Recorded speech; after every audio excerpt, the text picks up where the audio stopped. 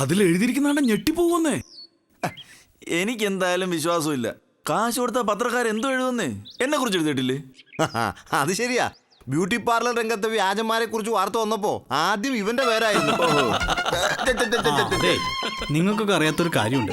ഇപ്പൊ ടെക്നോളജി ഒക്കെ ഒരുപാട് വളർന്നു. ഈ ന്യൂസൊക്കെ നമുക്ക് തന്നെ ക്രിയേറ്റ് ചെയ്യാം. എങ്ങനെ? ലോകത്തിലെ ഏത് പത്രത്തിന്റെ പേജും അതുപോലെ തന്നെ നമുക്ക് പ്രിന്റ് ചെയ്യാം. അവള് നമ്മളെ വരട്ടാൻ വേണ്ടി അങ്ങനെ ചെയ്താണെങ്കിലോ? ഓ എടാ, അപ്പൊ ചാനലുകാർ വന്നതോ? അവരും കാശ് കൊടുത്താ വരും. എന്റെ പാർലറിൽ വന്നിട്ടില്ലേ? ഓ, അത് ചാനലുകാരല്ല, വീഡിയോക്കാരാ നിന്റെ കടയുടെ ഉദ്ഘാടനത്തിന്. പെണ്ണുങ്ങൾ എന്തെങ്കിലും ഒരു ചെറിയ കാര്യം ചെയ്താൽ മീഡിയാസ് അവിടെ പറന്നു വരും. യാഥാർത്ഥ്യം അവർക്ക് അറിയില്ലല്ലോ. അല്ലെങ്കിൽ എന്നെ പോലൊരു ജനസേവകനെ തേടി അവര് വരേണ്ടതല്ലേ? വരൂ ഏട്ടാ, ഏട്ടൻ മരിക്കുമ്പോ വരും. എന്തായാലും പത്രവും ചാനലും ഒക്കെ ആയിട്ട് അമ്മയുടെ മുമ്പിൽ അവളിപ്പോ വലിയ ആളായി. അത് ശരിയാ. നിങ്ങൾ 5 എണ്ണം കൂടെ ഉണ്ടായിട്ട് എന്തെങ്കിലും കാര്യമുണ്ടോന്ന് അമ്മ ചോദിക്കണം.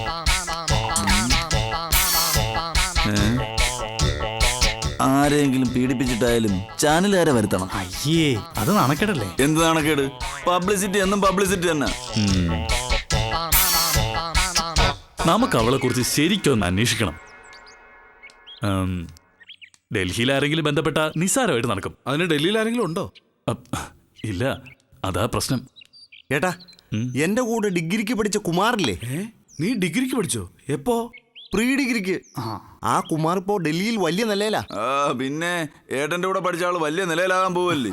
എടാ സത്യം, കഴിഞ്ഞ തവണ വന്നപ്പോ ഞാൻ അവനെ കണ്ടതല്ലേ.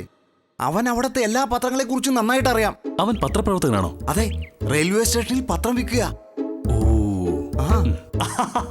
അപ്പൊ ഉറപ്പായി ഏട്ടനോട് പഠിച്ച ആള് തന്നെ. നിങ്ങൾ കളിയാക്കൊന്നും വേണ്ട, അവന് പത്രക്കാരുമായിട്ട് ബന്ധം കാണും. എടാ, എന്നാ നീ ഒന്ന് വിളിക്ക്. ആദ്യം ഈ ന്യൂസ് സത്യമാണെന്ന് അറിയണ്ടേ? കറക്റ്റ്.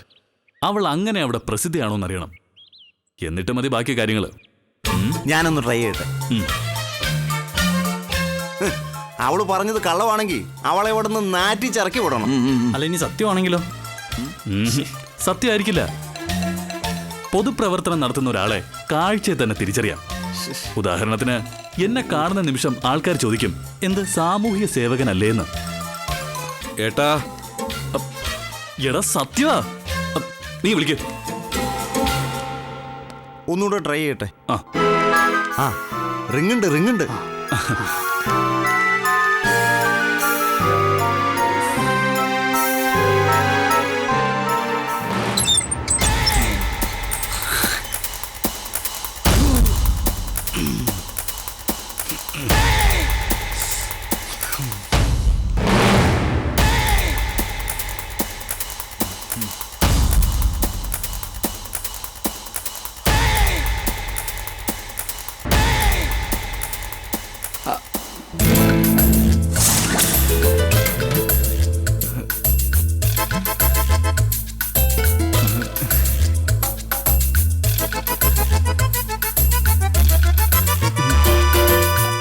പത്രക്കാരൻ ജോസ്.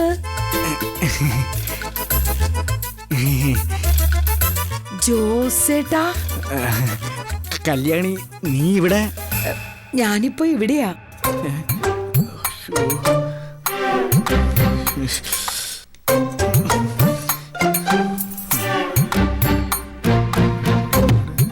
അവസാനം ജോസേട്ടൻ അന്വേഷിച്ചു വന്നല്ലോ. എന്തൊക്കെ പറഞ്ഞ് മോഹിപ്പിച്ച എന്റെ അടുത്തുനിന്ന് പോയത്. നിന്നെ ഞാൻ ഇവിടെ ഒരിക്കലും പ്രതീക്ഷിച്ചില്ല. ജോസേട്ടനെ ഞാനും എന്റെ മോളും നാട് മുഴുവൻ തെണ്ടി നടക്കുകയായിരുന്നു ജോസേട്ടാ. ഇപ്പൊ പറ്റിയ പണി അതാ. മുതൽ മുടക്കില്ല, നല്ല വരുമാനവും കിട്ടും. അതല്ല, ഞങ്ങള് തനിച്ചായി പോയില്ലേ. നിന്റെ ഭർത്താവ് ചത്തു. അങ്ങേരുടെ ചിത കത്തുമ്പോ മുതൽ ഞാൻ കാത്തിരിക്കുക. ജോസേട്ടൻ വരും, മുട്ടും വിളിക്കും. എവിടെയായിരുന്നു ഇത്രയും കാലം? അത് ഇനി ഒന്നും ആലോചിക്കാനില്ല. മോളെ വിളിച്ച് നമുക്കിപ്പൊ തന്നെ ഇവിടുന്ന് ഇറങ്ങാം. എന്റെ കൂടെ ജീവിക്കുന്നത് സ്വർഗം പോലെയാണെന്ന് ജോസേട്ടൻ പറഞ്ഞത് ഓർമ്മയുണ്ടോ? ഉണ്ട്, പക്ഷേ എനിക്ക് ദേ ഈ നെഞ്ചിൽ കിടന്ന് മരിച്ചാ മതി. അപ്പൊ നമുക്ക് ഒരുമിച്ച് ജീവിക്കാൻ പറ്റൂല. നീ എന്റെ നെഞ്ചിൽ കിടന്നാ ഞാൻ ചത്തുപോലെ. കല്യാണി, എനിക്കൊരു കാര്യം പറയാനുണ്ട്. അതെ, ഇനി നമ്മൾ ഒന്നിച്ചല്ലേ, അപ്പൊ പിന്നെ ഇഷ്ടം പോലെ പറഞ്ഞൂടെ. ഞാൻ മോളെ വിളിക്കട്ടെ? അയ്യോ വിളിക്കല്ലേ, ഞാൻ പറയട്ടെ. ഞാനേ കല്യാണി ആരാ? മേരി ചേച്ചി, ഇതാരാണെന്ന് മനസ്സിലായോ? പാത്രക്കാരൻ ജോസേട്ടൻ. നിസ്സാരക്കാരനൊന്നും അല്ലെന്നേ. എനിക്കറിഞ്ഞൂടെ, എത്ര കാലമായി ഇത് സഹിക്കാൻ തുടങ്ങിയിട്ട്? അപ്പോ ഇവിടെ പാത്രം കൊണ്ട് വരാറുണ്ടല്ലേ? പാത്രം കുന്തമൊന്നും അല്ല, അവൻ ഇവിടുന്നാ കല്യാണം കഴിച്ചിരിക്കുന്നത്. എന്ത്? എന്താ ഞാൻ ഈ കേട്ടത്?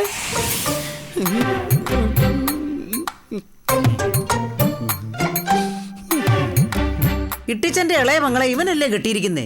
വേണ്ട, എനിക്കിനി ഒന്നും കേക്കണ്ട. ചതിയാ.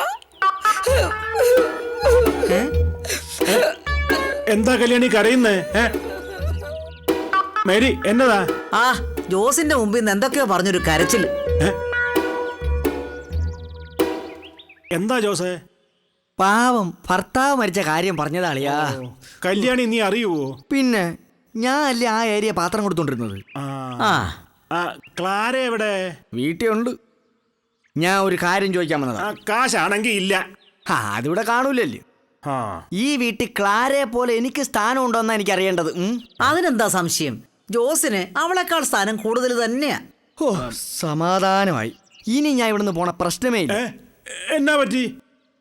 സാധാരണ ഞാൻ തല്ലിയെന്നും പറഞ്ഞാണല്ലോ അവളിവിടെ നിൽക്കുന്നത്. അല്ലേ ചേച്ചി? അതെ ആണല്ലോ. അത് കഴിഞ്ഞ വരവോട് അവസാനിച്ച് ഇവിടുന്ന് പോയ ദിവസം ചായ ശരിയല്ലെന്നും പറഞ്ഞ് ഞാൻ ഒന്നൊച്ചയെടുത്ത്. പിന്നെ നടുവിനൊരു മിന്നല. അളിയന്റെ പെങ്ങളെ ചവിട്ടിയതാ.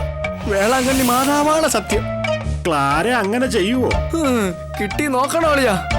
അന്ന് മുതൽ ഞാൻ മിണ്ടും അവള് തല്ലും, ഞാൻ മിണ്ടും അവള് തല്ലും.